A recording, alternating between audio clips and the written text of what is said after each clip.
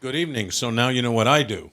The center is a place where we strive to model and contribute to a politics that can transcend the polarized era we're living in. A public dialogue where we respect each other, whatever our disagreements, and where we respect the truth even when we have differing beliefs. The inspiration and impetus for the creation of the center came from Dean Amber Miller, who asked me to imagine and then lead it in 2016. Along, of course, now with my co-director, my Republican opponent in campaigns across the decades, and my good friend, Mike Murphy. For more than 6 years, Dean Miller has been an unstinting champion of our work and of the center's guiding ideal. She is a good friend and a brilliant scientist whose scholarship centers on the first nanoseconds of the universe, something I can't even imagine. She's also a visionary leader, a vigorous proponent of a university which plays an essential role not just in education, but in exploring and shaping our wider society. There could be no better person to introduce this lecture. Ladies and gentlemen, Dean Amber Miller. Thank you so much, Bob, and welcome everyone to this special event. I always so look forward to the Warshaw lecture, and I'm really sorry that I can't be there with you in person tonight. This distinguished lecture series was launched nearly a quarter century ago through the generous support of Carmen and Louis Warshaw. It continues to stand among USC Dornsife's signature events, thanks to their daughter, Hope Warshaw. I'd like to thank her for her ongoing support and her friendship, as well as her commitment to her family's legacy here at USC. And I'd like to thank Bob Shrum, the driving force behind the Center for the Political Future, for his tireless commitment, kindness, good humor, and friendship. This enormously successful center has helped us attract policymakers and pundits who demonstrate that civil, policy-focused debate is still possible today. The Warshaw Lecture was designed for us to be able to hear from leaders in public life about how their Jewish heritage has influenced their careers. And USC is a university that emphasizes the robust set of ways in which religious affiliations of different kinds can be studied and celebrated through intellectual discourse. It's a place where people of any faith or no faith explore connections between past traditions and contemporary society so that we might find better ways forward together. With a vibrant Hillel community, our Jewish Studies program, the USC Shoah Foundation, and the Kasdan Institute, among several other initiatives, the Jewish community at USC is deeply engaged in all of these efforts. Our special guest today is a true champion of education as a means to a more peaceful society, and he is a leading voice in the ongoing fight against anti-Semitism. It is our pleasure to welcome Congressman Dan Goldman, a Democrat representing New York's 10th District. Raised in a conservative Jewish family, Dan would go on to earn his bachelor's degree at Yale and his law degree at Stanford. He then clerked for the federal courts and served as an assistant U.S. attorney in the flagship Southern District of New York. In endorsing him for Congress, the New York Times cited his uncommon experience, his integrity, and his defense of our democracy. We are honored to have him here with us today. So I will now turn the program back over to Bob for what I'm sure will be a lively and entertaining hour. Thank you all again for being here. Bob, over to you. Thank you.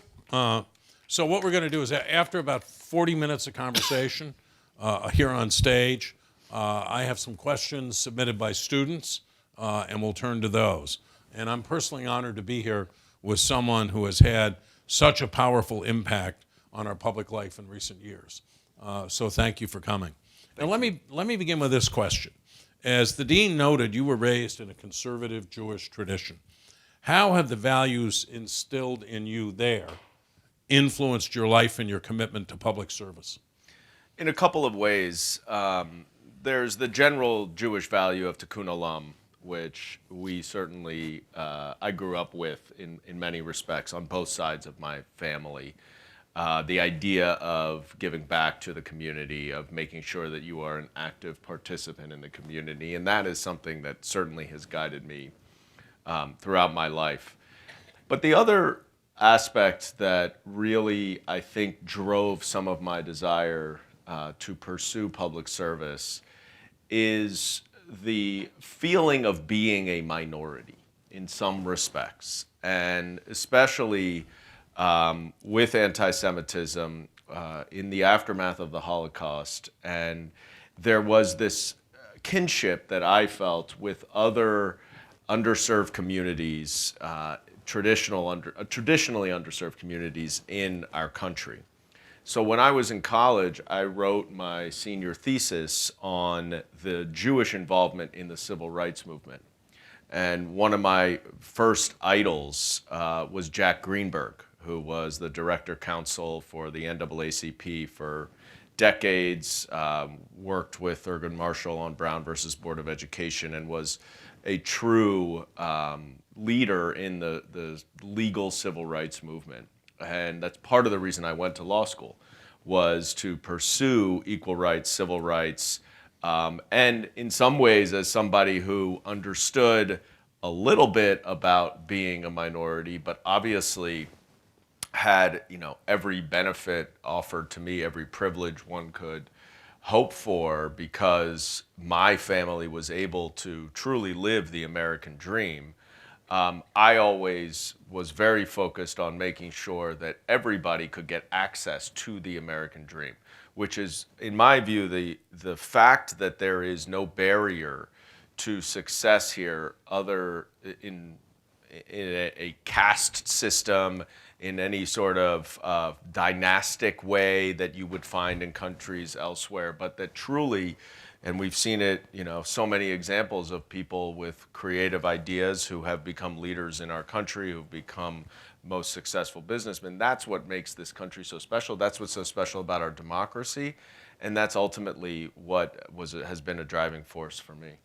You already answered my second question. If you had to single out one central belief, what would it be? That was very powerful, because I still have vivid memories, which I think people, to some extent, today don't really realize, of major Jewish leaders marching across that bridge in Selma, Alabama, being part of the 1963 March on Washington. I mean, more I think than almost any other religious group.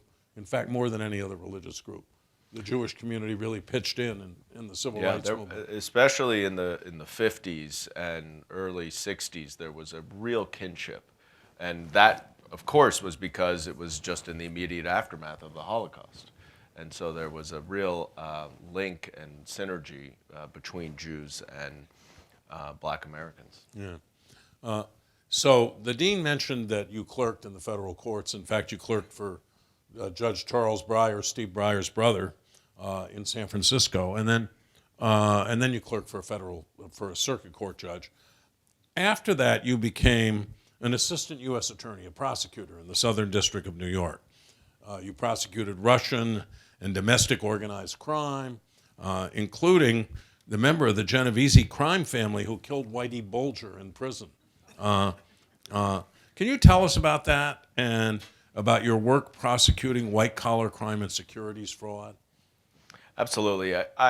It was a difficult decision. It was actually Chuck Breyer, more than anybody, who encouraged me to become a prosecutor. And as somebody who worked very closely with Michelle Alexander in law school and contributed research for her seminal book, The New Jim Crow, on the inequalities in the criminal justice system, I was very steeped in the criminal justice reform movement at the time. I wrote a law review article on how felon disenfranchisement laws were the modern day literacy tests designed to keep minorities from the ballot box. And so becoming a prosecutor seemed a little bit of an unusual path given that background. But there were two reasons, that I really wanted to do that. One is I felt like if you want to really reform the criminal justice system, you need to have credibility and you need to understand how it works. And so there was a desire for me to go on the inside and be able to really gather the information that I would need in order to reform the system. And then the other thing is I wanted to be one making the discretionary decisions. And there are a lot of discretionary decisions. If I became a public defender, I would essentially be begging the prosecutor to make the decisions that I would want. And I thought it was more important to be the one making those decisions. after I got there, and it turned out that there was much more to the job, that I was, especially in the Southern District, where I was really in an office where we were strongly encouraged solely to do the right thing. Preet Bharara, my longtime boss, used to say to us, we do the right thing in the right way for the right reason. And that even though there's an adversarial system, ultimately our client is justice, not an individual. And that's something that we always kept in the back of our heads in that office. But I drifted to organized crime because I felt like the most righteous prosecutions were the ones where people had devoted themselves to a profession of crime. It was not because of desperation or opportunity. It was a real commitment to being a criminal, and that those people, to me, were the worst of the bunch. And so I went into organized crime, and the organized crime unit gave me an opportunity to do all sorts of different types of cases, but ultimately always with the idea of trying to dismantle organizations designed to disrupt the lawful way that are our laws, essentially. And it turns out, of course, you do organized crime and you get some crazy stories, which, I won't You can spend share the one whole of time. them. Well, I'll talk to you a little bit about the Whitey Bulger case, which You all know who Whitey Bulger was, right? Yeah. So He resident of Santa Monica at one time. in hiding. So Whitey Bulger actually had nothing to do with the case, but it was a true real-life Sopranos case where we prosecuted. There was a brazen murder in downtown Springfield, Massachusetts, and we sort of, before I got on the case, the other prosecutors had worked their way up and had charged a member of the Genovese crime family for organizing that murder.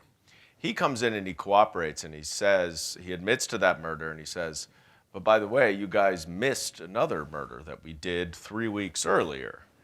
So he says that we murdered some guy and we threw him in a hole in a backyard outside of Springfield.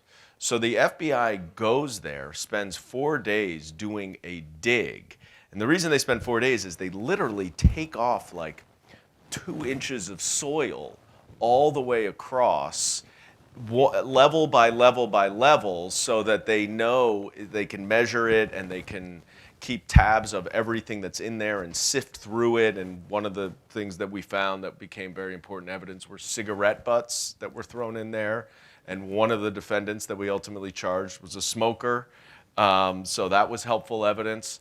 And they dug up the skeleton of this body that they had buried in a backyard in Springfield, Massachusetts. Now, there were 2 of these guys who committed both of the murders, or committed the original murder and were involved in the conspiracy for the other murder, were these brothers. They were actually Greek, so they could not be official members of the mafia, but they were some of the baddest dudes you will ever come across. They were both like 6'2", massive, strong. They tore apart Springfield, Massachusetts. So they didn't cooperate. They refused to even allow their defense lawyers to point the blame at either one of them. They basically just sacrificed themselves to a conviction, and they went together for life in prison. There was one of them who was more of the dumber one, but the stronger one. And then one of them was a little bit smarter, and he did less of the actual physical beatings that the other one did. But just to give you a sense of that, now that I've explained that to you, the one who beat Whitey Bulger to death was the smarter one, not the more violent one. So ultimately, he was in prison, and as a true mafia devotee, was not happy that Whitey Bulger had cooperated with the FBI and took care of him in prison. Wow. So let me move on to a place where you became very much a part of public consciousness. You were the lead counsel in the first impeachment inquiry on President Trump.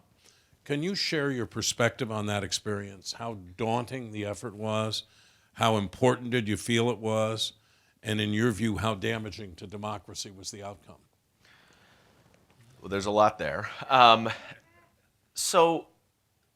was, I went down in January of 2019 to head up the investigations unit of the House Intelligence Committee for, I'm sure many of your good friend Adam Schiff, a congressman from out here, who became the chairman of the Intelligence Committee. And he wanted to do some real meaningful investigation of Donald Trump's foreign conflicts of interest, Trump Tower Moscow, some of his financial ties to Russia or other foreign countries. And so I went down to head up that division and that he had created and hired a few people. And so I spent the first 9 months kind of banging my head against the wall because we tried to subpoena Deutsche Bank and Trump intervened, and that litigation, as you all know, took 2 years before it ultimately went to the Supreme Court. So we just sat around. That didn't go anywhere. Then the Mueller report dropped, and then we know what Bill Barr did to that, and then it took forever even to get Mueller to testify, which in front of our committee, ultimately he did. And so it was a very foreign experience for me, being a prosecutor with grand jury subpoena power, to go to Congress where sometimes it felt like the congressional subpoena was not worth the paper that it was written on. And when you don't have the threat of going to jail, I guess that's part of what happens. So I was frustrated. When the Ukraine investigation sort of fell in our lap through the whistleblower complaint, that was the most comfortable and familiar thing that I had done since I had been there, because it was a real investigation, similar to many of the investigations I had done 10 years as a prosecutor. And one of the things I learned as a prosecutor is that speed can often be essential to doing a good job in an investigation. And especially when there isn't the same type of confidentiality that you will find in a grand jury investigation. If witnesses are allowed to coordinate, to talk, to get their stories straight, to work all together, and you give them enough time to do that, you're at a disadvantage. So one of the things that we did as soon as that happened, and as soon as the Speaker announced that it was going to be an impeachment inquiry, is we went as fast as we could. And that is where I really relied on my experience from being as a prosecutor, because we were often doing 3 or 4 depositions a week, and sometimes 3 in consecutive days. And so I was, leading those along with Chairman Schiff. And it would be a 10-hour deposition, and then I would go home and have to prepare for the next day, the next one. You go in, and because Trump had essentially stonewalled us and not given us any documents, we were learning as we were going in the deposition. We didn't, most of the time you have documents, you'll show a witness, okay, there's this document, explain that, there's that document, explain that. And the witness is providing color and context about the documents. But this was a case that had no documents. So the depositions were really our true fact-finding mission. And we benefited immensely from having some of the most competent and impressive witnesses you will ever find. State Department officials, National Security Council officials, real professionals, real smart, dedicated public servants. And the best thing about them is they took notes of everything. It was almost like, I went to the bathroom, and they would write it down. And so it was incredibly helpful for us because they were able to recreate all the events from their contemporaneous notes. And so they would either include that in their opening statements or in their testimony. And so day by day, we were able to sort of build the factual record, but we were reacting on the fly. So in a lot of ways, the preparation that you would do for an ordinary deposition, if any of you are, lawyers or at law firms in particular, where you prepare for, days and sometimes weeks for depositions, we prepared for about 3 hours for the depositions in some respects. But because it was happening so fast, we understood it all. And so the speed really mattered because the White House did not catch up to us.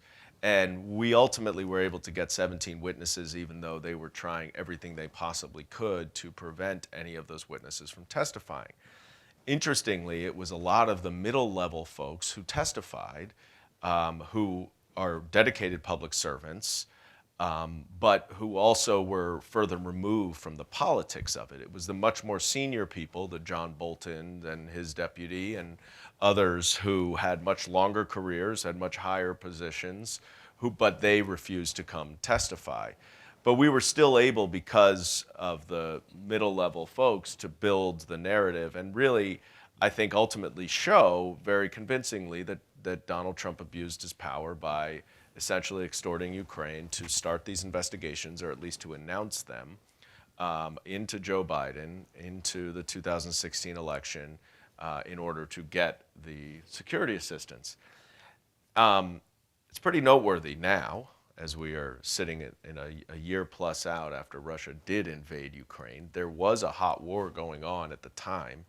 And Congress just gave over $40 billion more to Ukraine. I think it's around $100 billion. What Trump withheld was about $400 million. So it pales in comparison, but it was essential at the time, not only for Ukraine's military, but also for the message to Putin that the United States has Ukraine's back. And I don't think there's any question that Putin was galvanized by the waffling under the Trump administration in its support for Ukraine. Okay, let me do 2 follow-ups, because we all know how that impeachment inquiry ended in the Senate. Is impeachment basically a dead letter in this polarized time, because most members of the House and Senate will vote to protect a president of their own party almost regardless of the evidence? So I actually don't think the first impeachment is the best measure of that, but the second impeachment really is. If the Senate cannot convict a president of the United States for inciting a coup and a violent insurrection against the Senate in order to stop the peaceful transfer of power, I don't know what will ever result in an actual conviction. And it's very disheartening, because I also think it's strategically, this is more your area, Bob, than mine. I think strategically it was a terrible move by Mitch McConnell. I don't think there's any question he could have gotten 20 Republicans to convict Trump. And if you convict him, he can't run again. He can't have a campaign account. He loses so much of his power. And yes, it would be bad for them initially, but ultimately he would fade away and people would move on. I think it was a terrible political error. But I can't imagine a scenario where you get 67 senators to convict a president for an impeachment. I can't, because I just don't think we'll ever see anything as bad as that. Yeah, it's so different from the Nixon situation, where Barry Goldwater, Hugh Scott, the Republican leader of the Senate, John Rhodes, from the Republican in the House, went down and said, you have to resign. And Nixon said, well, will you stand with me? And I think it was Goldwater who said, no, I'm going to vote to remove you from office. Right. So we've come a long way in the wrong direction, I think. I agree. The other sequel to that, sequel to the 2 Trump impeachments, is now playing out in the form of 3 different criminal investigations. Some commentators suggest that indicting Donald Trump would firm up support for him in the GOP nominating context. What's your reaction? And how can or should prosecutors ever take something like that into account? The answer is they should not. And my reaction to that is, so be it. If ultimately that's what happens, I think you still need to have the clear-eyed pursuit of justice and under the rule of law from a prosecutor to follow the facts and the evidence and see whether it matches the law or it proves a crime beyond a reasonable doubt. Now, I've said this before, and there are people who respond, and I think correctly, well, where does that leave room for prosecutorial discretion? And I think that is important, but the types of things that you would consider in exercising prosecutorial discretion is not what the response will be of the defendant or of his political supporters. That's just not something that you can consider, in part because if you don't charge, then it's a political decision.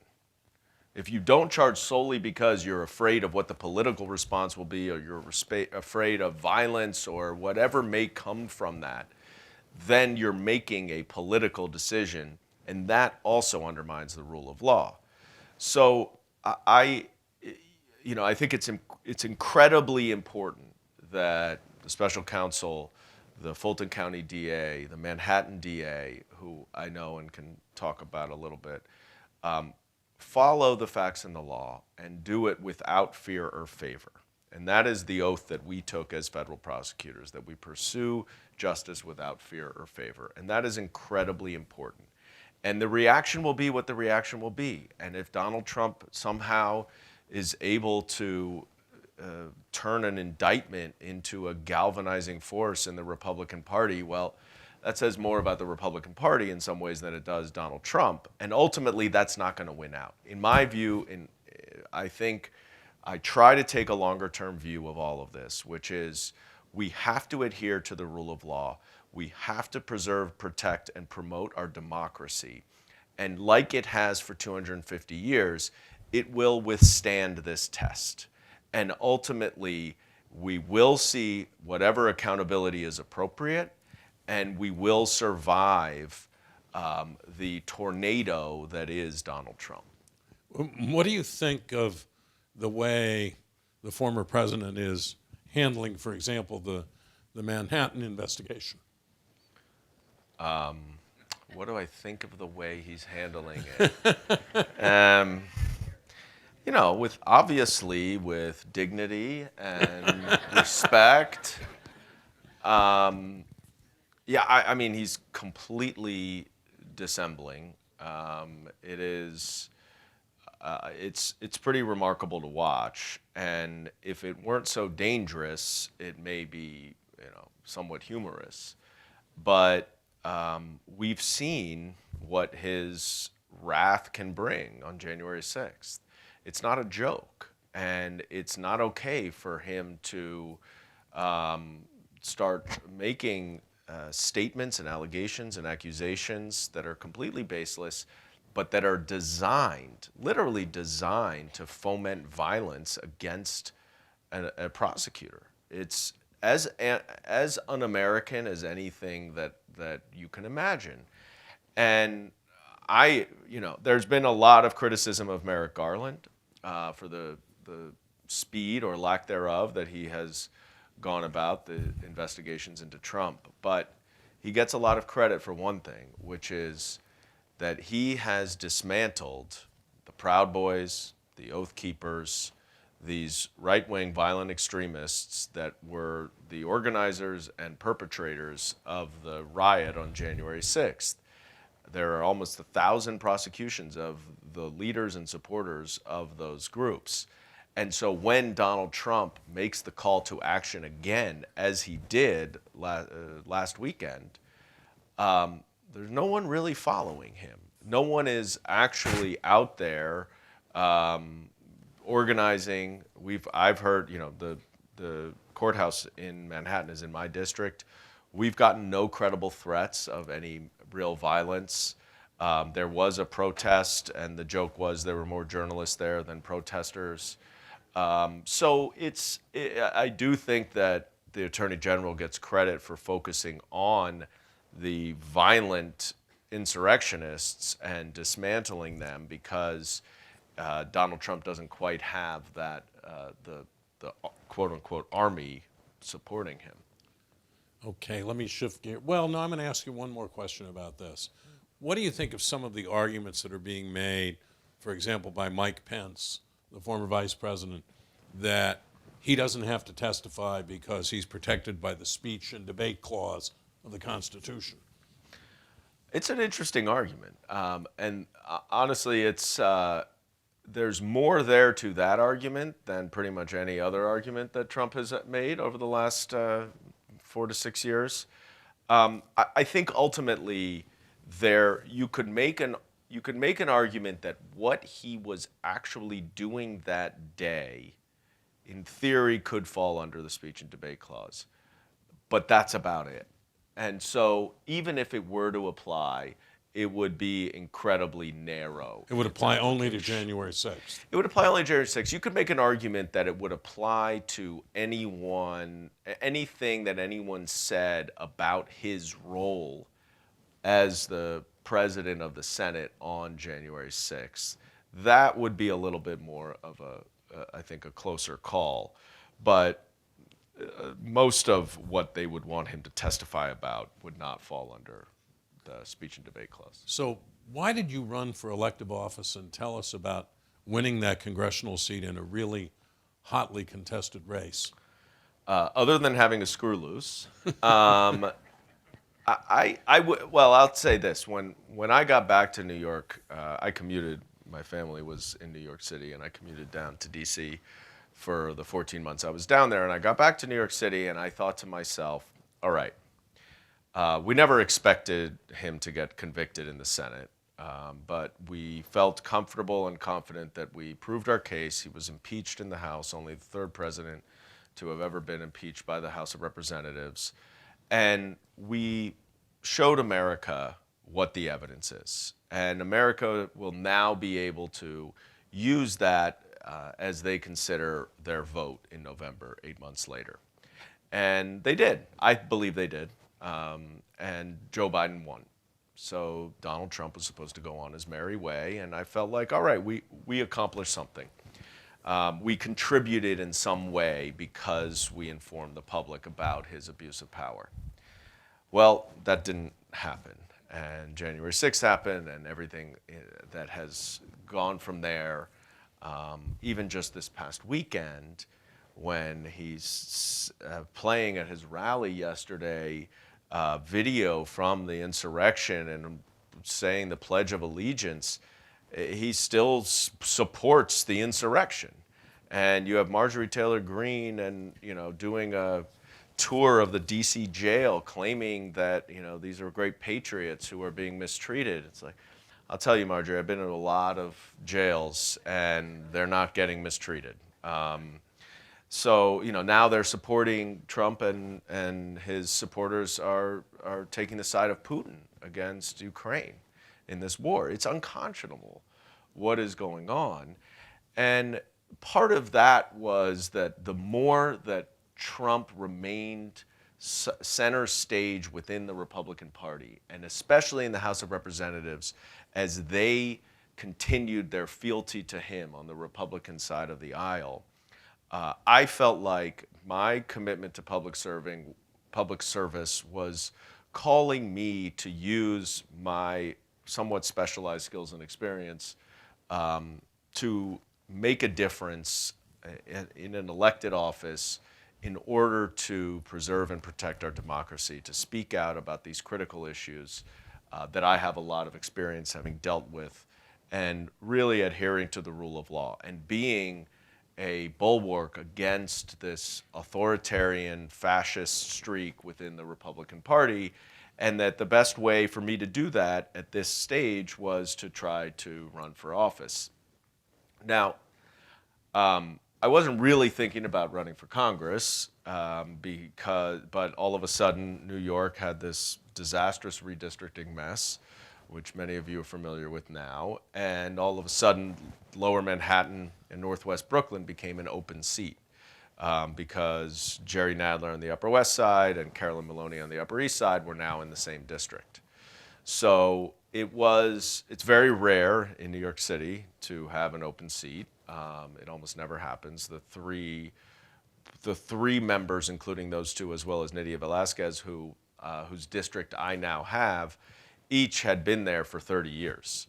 So it felt a little bit like if I'm going to ever do this, now is the time. And it was on a very short notice.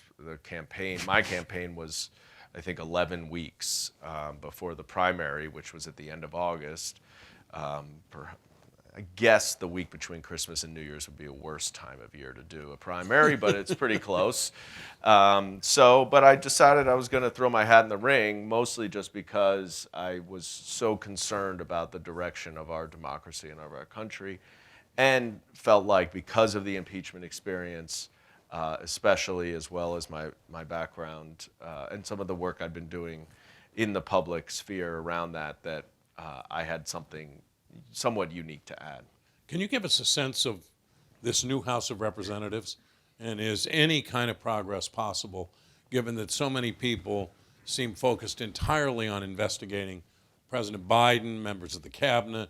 You have supposed people who should know better calling for a Biden impeachment. I mean, is anything going to happen? So I am watching with some fascination, as you are. I will say that I think that the people determined to do these investigations are not as many as you would think. They're just the loudest. And they were also the ones who got Kevin McCarthy elected as Speaker. So there is a leeway that they have, and there were promises made to them that they could pursue these investigations and that he would support them. And there are plenty of them who believe in them and support them. But there are also a lot, I think, and I hear rumblings, who are not especially excited about it. And they're going to be even less excited about it when they get to the end of the year and they're looking at their reelection in these close districts, and they have nothing other than Hunter Biden's laptop to run on. There are 18 Republican districts that Biden won. Those Republican members are not going to hold on to their seats if they cannot deliver some results. And results are not, passing bills that can increase oil production or restrict abortion even more, or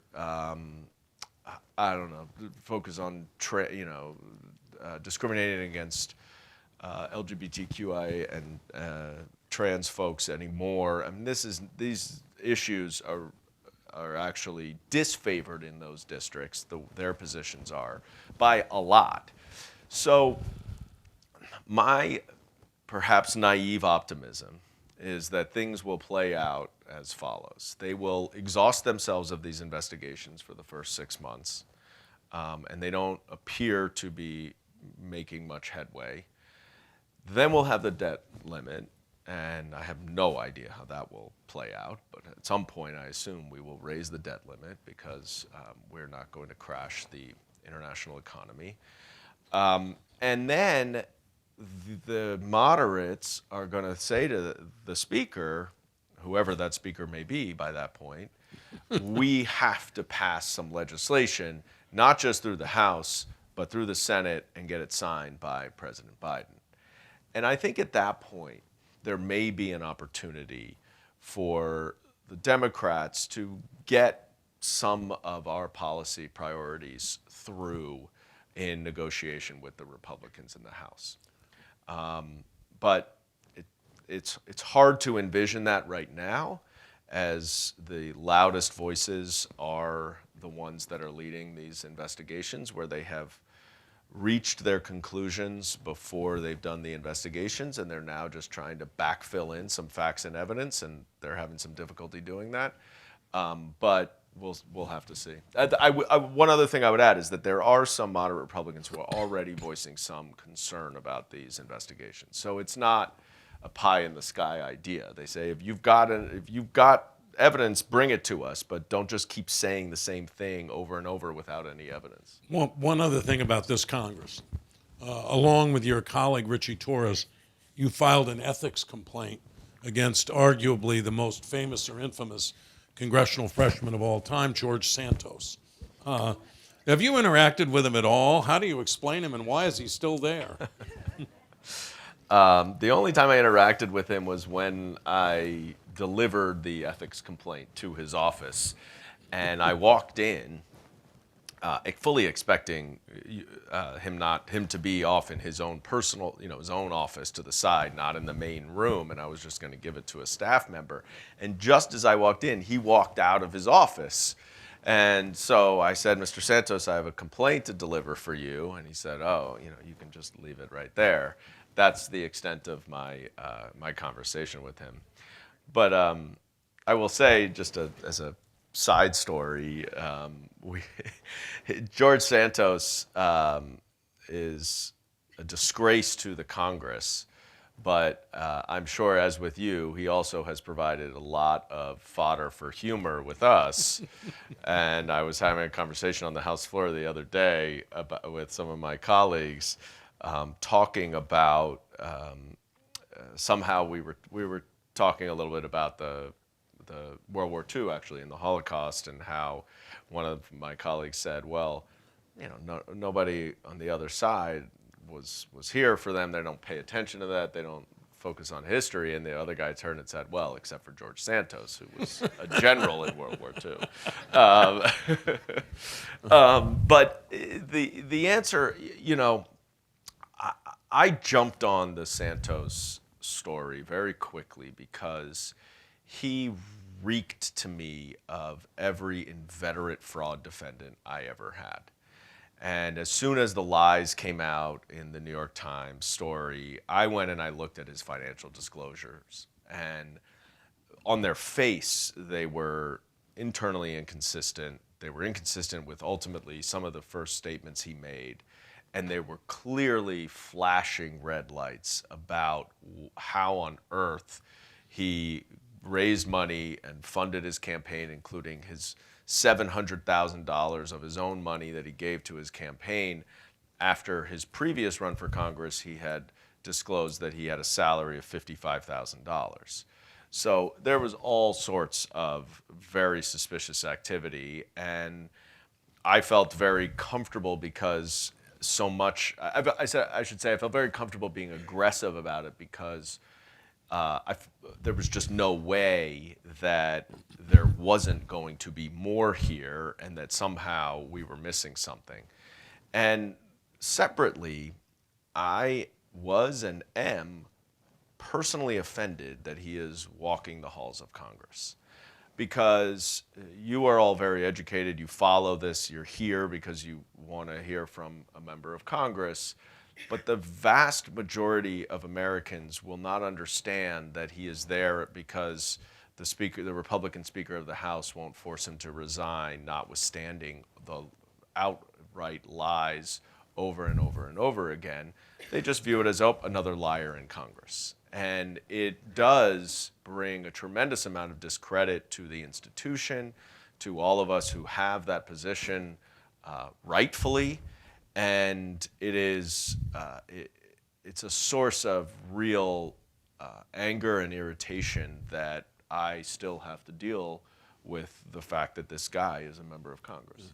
So let me turn to some questions that were submitted by students.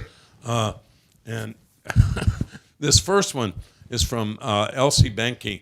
And it reminds me of something Robert Kennedy once said, but I'll just ask it straight out. What is your biggest accomplishment as a politician? As a politician, my biggest accomplishment as a politician is almost certainly being the founding chair of the Bagel Caucus. Okay, that's the second question. And by the way, we have good bagels here in L.A. I know you don't believe it, but we do. So Congressman Jimmy Gomez, right when I started the Bagel Caucus, sent me a New York Times story about how LA bagels, there's a tremendous boom in small boutique LA bagel shops, and the Times writer, who was a New Yorker, said they're actually better than New York bagels. I told Jimmy, I said, show me the proof. Has he? Nope. Yep. Aurora Cody asked, what does the Bagel Caucus talk about? And do these informal conversations actually translate to some kind of bipartisan understanding when the House is doing its business? So I think I had no idea the Bagel Caucus would take on become national news in any way. But I think part of the reason that it does make some sense when I think about it a little bit more than I did when we started it. Originally, we wanted to do it because we wanted to bring some of the best from our district in New York down to DC to share with other people, and as more of a lighthearted way to create an opportunity for people to talk about things not in a charged environment like the committees or legislation or whatever. It was a bit of levity, a bit of comedy that not comedy that we could deliver. But I do think that part of the appeal to it is that things that what you hear so much about when you're watching national news is vitriol. It's partisanship. It's attacking each other. And creating something a little bit more lighthearted and, in the true sense of the word, breaking bread with people on the other side of the aisle does humanize the job. It humanizes the people. It personalizes things a little bit more. And it's an opportunity for me as a new member to get to know some of the other members, both on the Democratic side but also on the Republican side. And so that's what I think has been so nice about it, and why we're looking forward to continue with it. Okay, to take us back to kind of the beginning of our discussion, Junlong Wang asks, is there something you want to change within the Jewish community? And in 5 years, what are the positive developments you'd like to see? That's a good question. Look, the Jewish community is as diverse as any community, that you will find, as we all know. And I actually have probably the widest spectrum of diversity within the Jewish community in my district. I have some of Borough Park and the Haredi, ultra-Orthodox Haredi in Borough Park. And I have Park Slope, where you will find some of the most stridently liberal Jews, many of whom, or I shouldn't say many, but at least some of whom support the BDS movement and other very, very liberal views. So it is, it's very difficult to imagine having such an impact on, having enough of an impact on such a diverse group of individuals. That being said, there are two things I very much am focused on. One is anti-Semitism, which the ADL audit came out earlier this week. Anti-Semitism continues to rise. New York had the most significant rise year over year. And it actually impacts the Haredi and those who outwardly appear Jewish more than anyone else. So that's of significant concern. But it is also, I think, very important for me as a Jewish Democrat to maintain the Democratic Party's strong relationship with Israel, which admittedly is becoming increasingly difficult by the day, but is, I think, very important to the existence of Israel as both a Jewish state and a democratic state. Because I am Jewish and I identify with Israel as a Jewish state, and that's very important to me. But on a relative basis, that's not very important to most people. And the reason why the United States is a strong ally with Israel is because of the shared democratic values that we have. And that is something that I think we need to emphasize more. And I think that we need to recognize that we can disagree with Israel's policies on some things, just like we disagree with Donald Trump's policies, but that it is a function of robust democracy where we are able to speak out against their policies without withdrawing our support for the democracy of Israel. Now, that whole view has really been called into question within the last 2 days, or even dating back to Netanyahu's talk, I guess Thursday was it, his speech Thursday. So we'll have to see what happens. But if Israel goes down this road that Netanyahu seems to be trying to take it down, I think that it will be impossible for the Democratic Party, for Israel to maintain any support from the Democratic Party, and will do lasting and maybe permanent damage to Israel itself. You've mentioned the rise of anti-Semitism, and Logan Terry asks about that. He says, is this a purely cultural phenomenon, or have you witnessed the impact of anti-Semitism in politics as well? And he adds, what role can allies to the Jewish community play in curbing anti-Semitism today? Well, we've seen it recently with the attacks on Alvin Bragg as a Soros-backed animal, which is what Donald Trump called him, which is a clever way of combining both anti-Semitism and racism in 3 words. But it is real in the underbelly of the political world.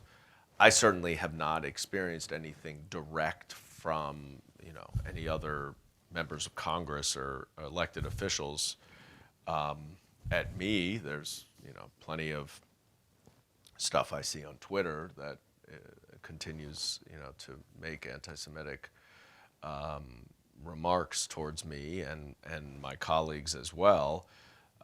And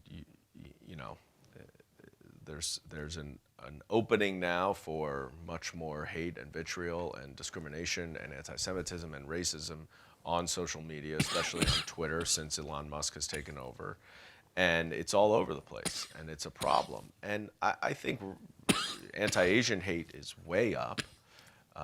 My district is 20% Asian, largely of Chinese descent. And when you have the President of the United States, calling COVID the Wuhan virus and Kung flu, and then you see a rise in anti-Asian hate incidents in New York City.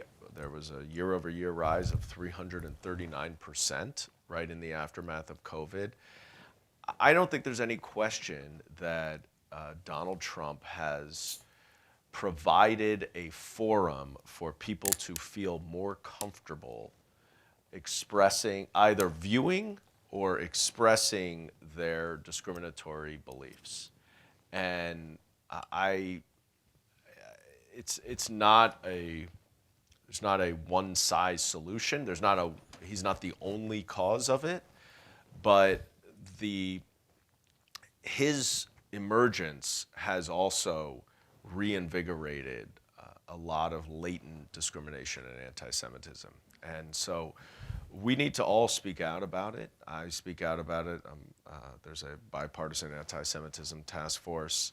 I've been talking with a number of the other Jewish members to create an official Jewish caucus that we don't have right now. We have sort of a loosely affiliated group of Jewish members, but because anti-Semitism has become such a huge issue around the country, that we feel we need to unify a little bit more with a foundational principle to fight anti-Semitism.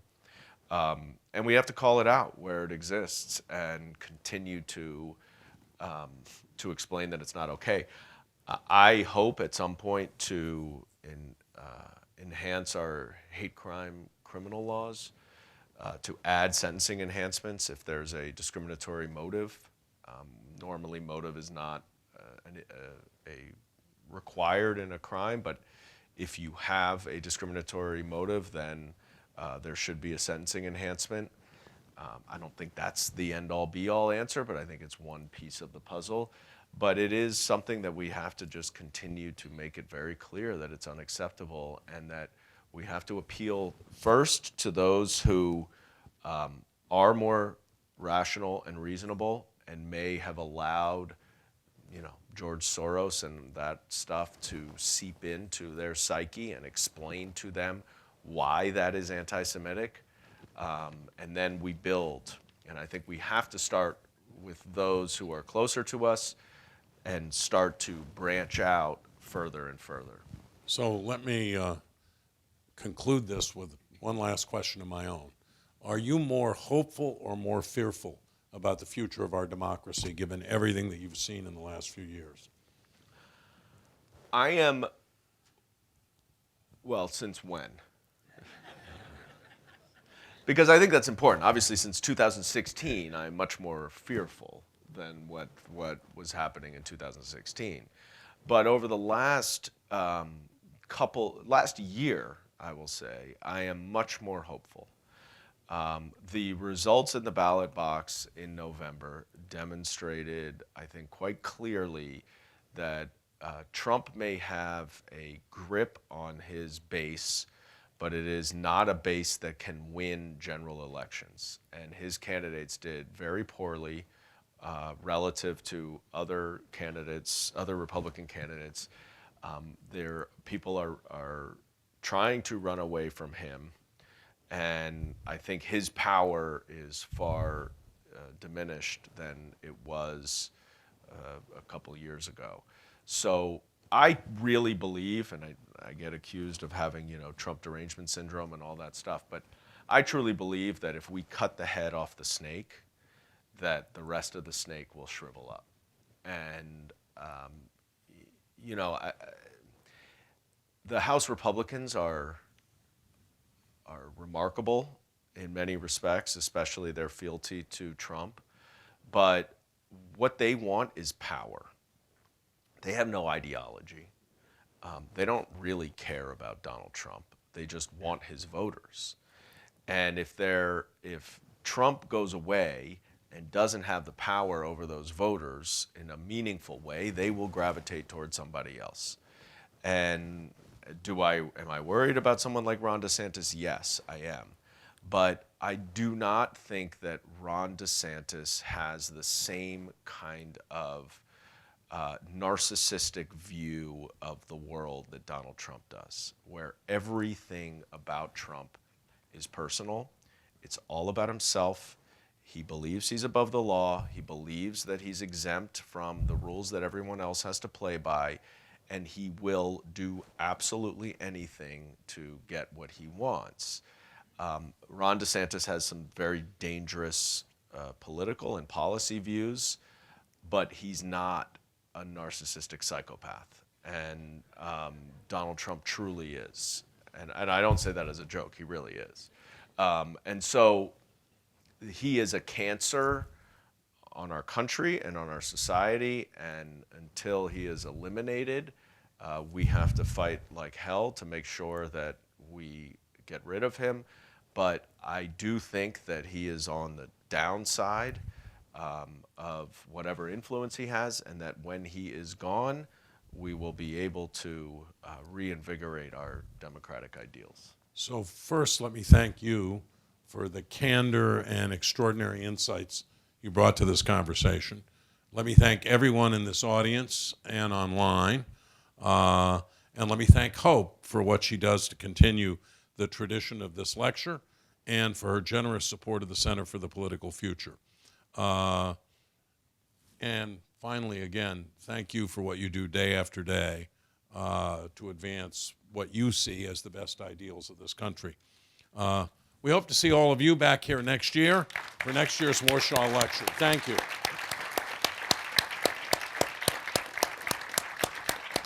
Great. Thanks a lot. Thank you, Bob. You were That was terrific. great.